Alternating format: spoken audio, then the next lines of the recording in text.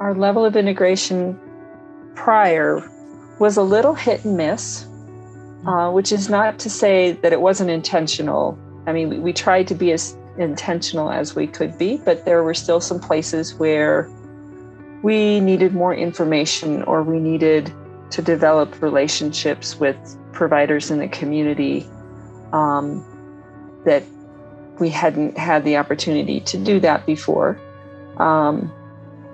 And that we recognized the need, but didn't necessarily have all the avenues mapped out in terms of how we could best help our clients. Prior, I think the value was there, but, and I think a lot of people thought, well, we're doing it. But because of the project, we were really able to drill down into a lot of areas where we weren't, we had the spirit, but not really the nuts and bolts in place to do it.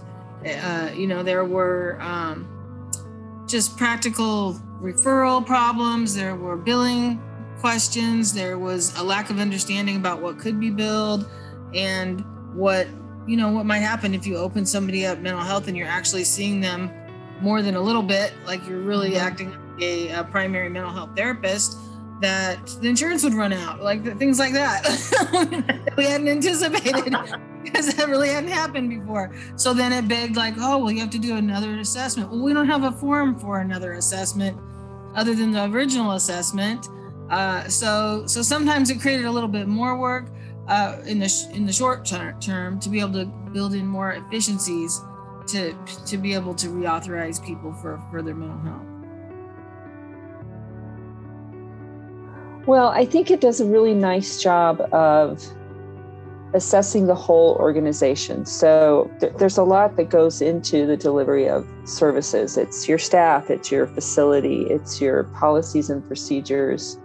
And we try to think of how all those things work together in the delivery of care.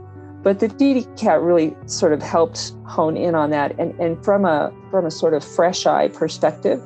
So having somebody else come in and look at these things who is not working in the clinic every day or involved in the delivery of services gives us a fresh perspective as well.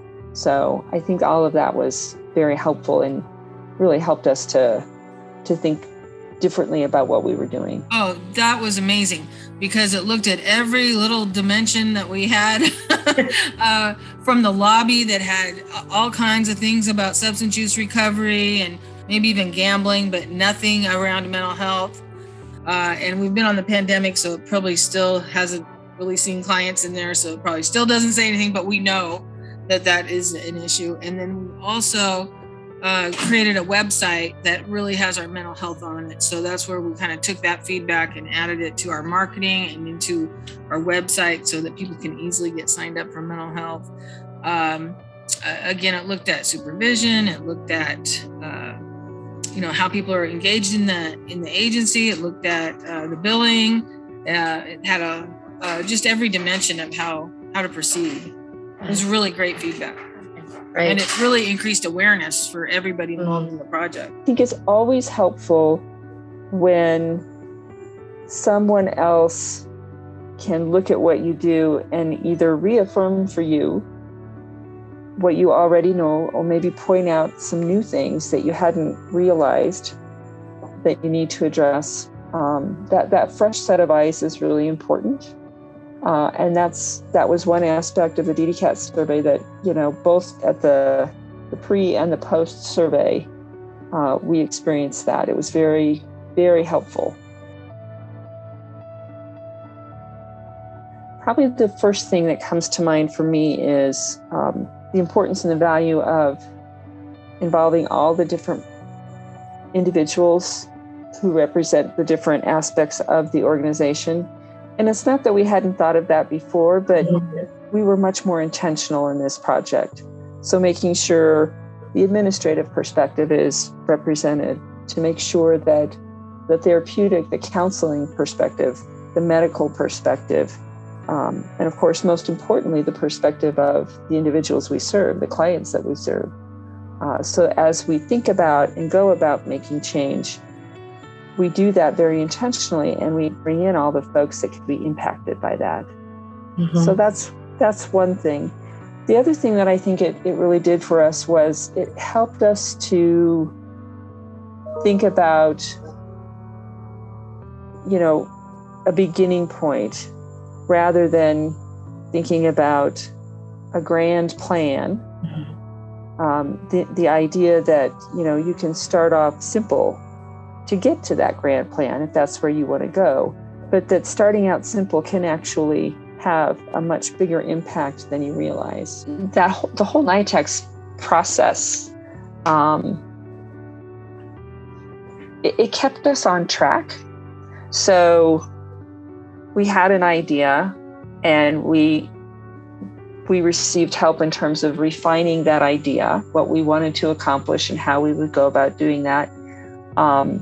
And then, had some checkpoints built in to make sure that we were staying on track with it, using a process that helped us to do that, using an internal process. So the whole idea of having a change committee that meets once a month, and we talk about how is this rolling out, and, what are their thoughts about, how we can improve that or what needs to be done differently. I mean, we still have a change team that meets regularly as a result of this progress.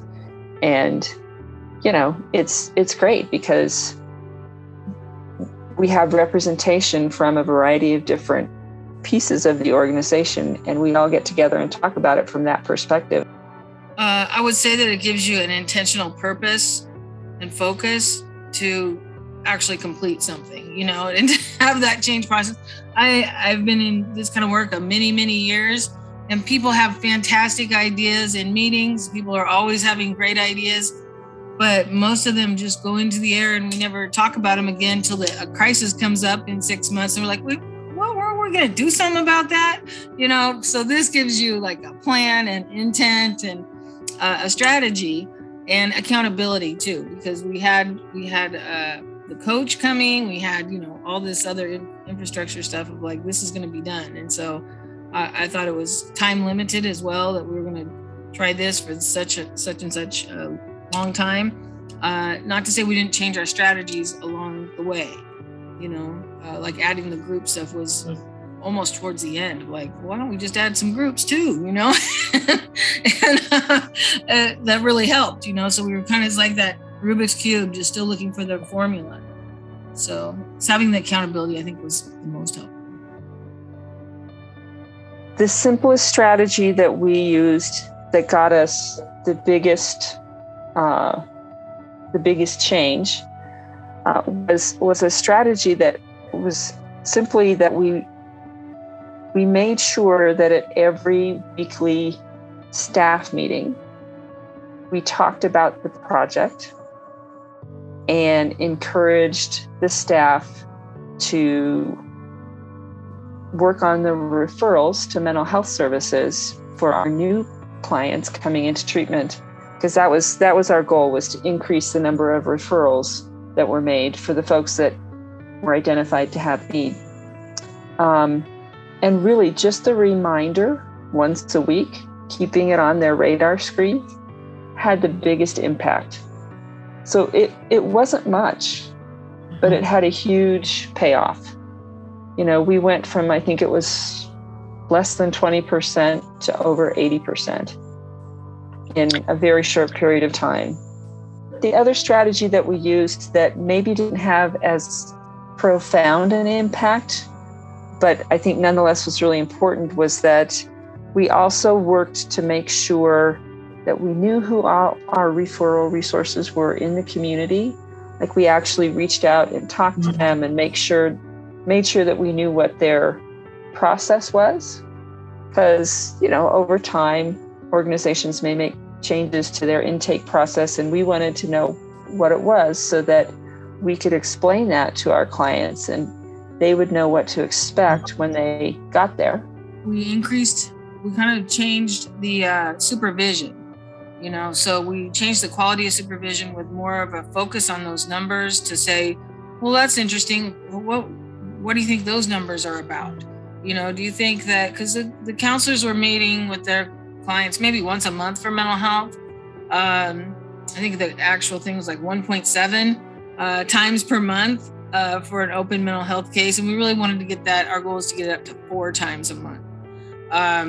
We found out that, we needed to increase our groups too.